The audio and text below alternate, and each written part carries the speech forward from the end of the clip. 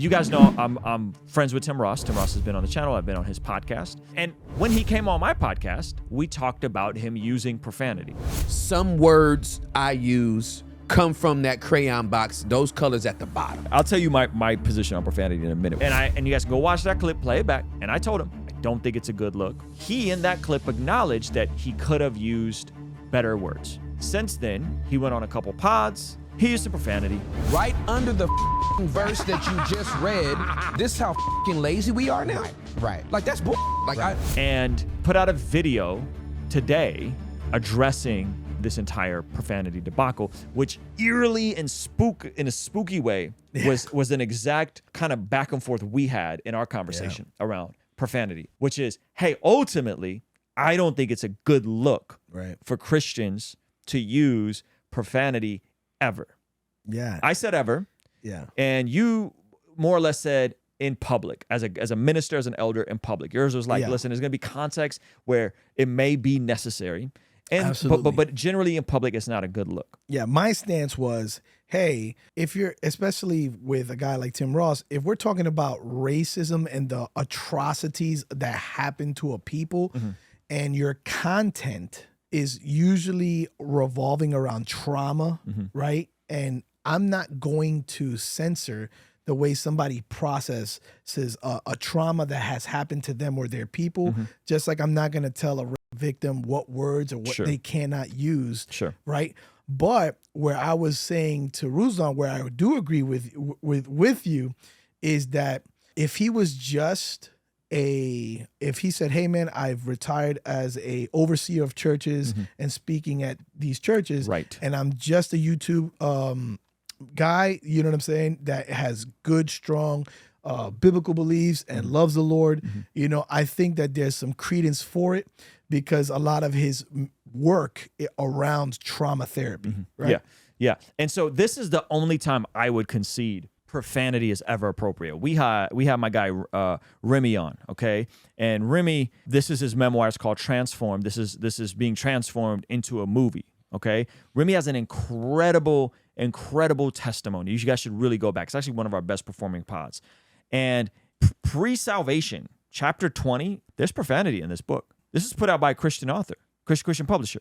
Yep. Remy goes to church, loves Jesus, is super plugged in, and so they didn't want there to be profanity in this. He fought for it. There's profanity in this, right? It's in the context pre-salvation, and this is going to be turned into a movie. They're working on it right now. Right. This is going to be the second rated R Christian movie. There's going to be profanity in this movie. I think in the context of this, where somebody's making a movie about their life, they want to show the pre-Christ version in its raw, gritty authenticity. They're not making it for soccer moms. They're not making it for youth group kids, which, if we're going to be honest, that's a lot of what Christian art is made for. I think this is a context which I would say, I'm not mad if there's profanity in this Christian book. Yeah. I'm not mad if there's profanity in this Christian movie, right? I get it. And so this would be the caveat that I would give. And so where that line is, I think is trippy. Yeah, and Jackson, great point. My wife and me won't let my 8-year-old see Jesus Revolution. Why? Because there's a scene in Jesus Revolution where there's kids taking acid and other drugs and they overdose and a girl almost dies. What if the very things that Christian culture often dismisses as worldly actually aren't bad desires? What do I mean by that? It's obvious that the world values things like money, fitness, fame, and immediate gratification. But I like to propose that those natural human desires can actually be redirected with God's words and God's ways of doing things in order to bring glory to Him and serve our neighbor on this side of eternity. And I like to call this very concept God-driven ambition. And we'll be unpacking all of this at my very first live podcast in-person gathering happening August 26th in Oceanside, California. We'll have God Logic Apologetics, Pastor Jeff Moores from Rhythm Church, John Keith, Trizzle Fitness, and hosted by my guy Ray Rock. Lock it in on your calendars right now. Saturday, August 26th in Oceanside, California at Rhythm Church. Click the button down below or go to RuslanLive.com to get more information and get your ticket now. I think Jesus Revolution is PG-13. Right? It's a PG-13 Christian movie, and there's no profanity. So I think where is that line is tricky. I default to, hey, I don't think we need another cussing Christian. I don't think that adds anything to. I don't think it's a good representation. And where Tim basically landed is in that verse, let nothing unwholesome come out of your mouth. And he said, I still don't think that unwholesomeness means cussing or cuss words, because those words didn't exist. I'm not saying this is my position. I'm saying this is what Tim said in his video. But the second part of that verse, right? So let's look up the second part of that verse, because I think it's important for us. And hopefully this is somewhere where we all can agree on Scripture, okay, and what the Scriptures say. It says, don't use foul or abusive language. Now, again, you can get into are cuss words foul and abusive language? I don't know. I would say yes, but some people can say no. It depends how it's used. Depends how it's used. Depends on the context. Depends on the culture, yada, yada, yada. Let everything you say be good and helpful so that your words will be an encouragement to those who hear them. And so I think Tim said, man, when his pastor friend calls him and is like, man, you're coming to speak at churches, there's a lot of heat around you. And so he said, he read this verse to him, and he said that second part of the verse was like, am I using quote unquote curse words or cuss words? Is that good, helpful, and encouraging to everyone who hears them? And I would say I want to lead with that second part. And that goes beyond just cuss words. That goes way beyond just cuss words. And so I break it down like this. This is how I view it. And you tell me if you can push back on this. No, it's fine. We think you're a bad person if you cheat on your girlfriend, on your wife. Jesus goes, hey, you're an adulterer if you lust in your heart. Right? We go, man, cuss words are bad. I'm a moral person. I tuck my shirt in, and I'm like the Ned Flanders of my community because I'm a good Christian. And then God goes, let nothing unwholesome come out of your mouth, right? Yeah. Don't use foul or abusive language. Let everything good and helpful so that your words may be. So we think it's like, don't use cuss words. And the standard is let everything you say be good and helpful so that your words will be an encouragement to those. So I say all that to say the standard is way bigger. I agree. Than just cussing. I agree. The standard is way bigger. The standard is, hey man, everything that comes out of our mouth should be encouraging and building people up and so that people can receive it. And now when we're thinking about that, we're all gonna fall short. Right. We're all gonna fall short, and there is grace, and that doesn't mean that we abuse the grace. Absolutely. The question for me is to ask myself, is this good and is this helpful? That's right. And sometimes, I don't know about you, but I don't know if you've ever been encouraged by someone who's not a Christian, right? When they encourage you, they might not use the best words. By someone, the key caveat there is by someone that's not a Christian. Yes. Or just let's take whether it's a Christian or not. Sometimes some people have used foul words that we would deem foul curse words, like great blank job, right? Yep. And let's also not pretend that people don't use Christian phrases as something negative in their intent. So like I've gotten from some people who have looked at me once, clutch their pearls and say, "Oh, well, God bless you," right? And and I know they don't really want to bless me.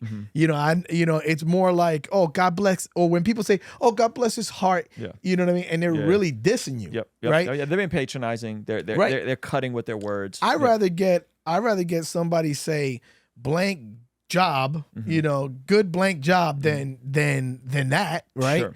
And so I and like I said, when it comes to like trauma and it comes to certain things, I think that, I think we should be mature enough to be understanding, but we should also have a noble pursuit. Yeah. Yeah. And I think ultimately I think of it like this. What comes out of my mouth isn't just representative of me, it's representative of the God I'm representing. That's true. It's representative of my family. It's representing my community. Right. So I'm not here just for my benefit. And boy, is it cathartic to cuss. It feels good. They've literally showed brain patterns there. But just because something is comfortable, or just because something may feel good, or just because something, I just like let my hair down and be my authentic self. It's like sometimes I don't need to be my authentic self. Yeah. Sometimes my authentic self needs to be put to death. Sometimes I need to operate with more restraint and more discipline. And I feel like the mouth is just an extension of that, Yeah, I agree. I believe that, we need to conduct ourselves with more discipline, but I also feel like a lot of us don't know ourselves enough and have gotten to the root of who we are. And I think sometimes for some people, they might have to go to an ugly version of themselves, expose who they really are and the things that they really say in their heads, to then go and make that pursuit of cleaning those things up. And I would say we probably shouldn't be doing that publicly, and we definitely shouldn't be doing that as Christian leaders and influencers. This is where we might disagree, though. Why? Because if you have a podcast that's centered, right, on trauma therapy, right, and vulnerability, trauma therapy, right, and you're opening up, saying, "Hey, I want this to be a safe place for me and for you," right? And it's being a blessing to people and bringing them close. It's not saying that we're using curse words to bring unsaved people, but the vulnerability and it going there, right? Yep. Not to go there for just go's sake, but it just happened. Yep. I think that there should be a grace there. Now, the caveat is if you're going to be a bishop over churches, I don't know. Well, I would just say, I don't think I got to cuss in front of them in order to relate to them. What I'm saying is you might not be able to control that. I can control that. I think we all should be able to control that. What I'm saying is there are people that come here. There are non-Christians we've had on.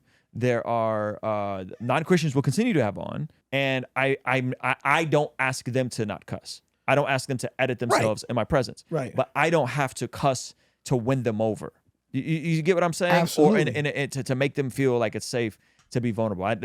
That's what I'm getting at. And so it's like, sure, like if someone comes in and they're a new Christian, they're a non-Christian, man, I'm not asking you to not cuss, you know? And a lot of times if it's live on Patreon, when we stream it, it's going to be unedited, right? And then when we throw it up on YouTube, we'll clean it up for the sake of the algorithm. That's how I look at it. Well, the way I get around some of these things is that if I feel like the topic is going to get there and I don't feel like I have the grace, I just don't go into certain topics, right?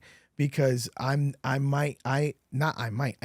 that I'm not as spiritually mature, and I know that this will affect people in a certain way, right?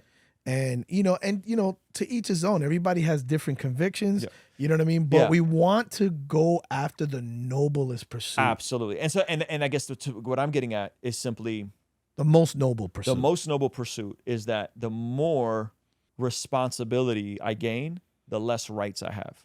I like that. The more responsibility I have and influence people, the more responsibility I have as a leader of my home, the less rights I have to be flippant with my language. The less rights I have to, act any way I want to act, right? And I think when we look at it from that perspective, and I think that's what the requirements of an elder is talking about, right? It's a noble pursuit to be an elder and a bishop and all this kind of stuff, yet he should be above reproach. He should, right? And so there's these different benchmarkers that we have, which by the way, all Christians should strive for those. And so I think that's what I'm getting is like, man, with responsibility, I lose rights. Just like if you're preaching at a church on Sunday, you don't get to show up late. Oh, absolutely. Right? If you're leading worship, you don't get to show up late. Right? Now, if I'm not leading worship, man, we showed up 15 minutes late. They were on their last song. I got my family with me. It's hard with the baby at the house, but when you're leading, then you lose. And so I would just put... There's an expectation there. I would put language in that same category. If I'm leading, man, and again, bro, I've been around all kinds of pastors.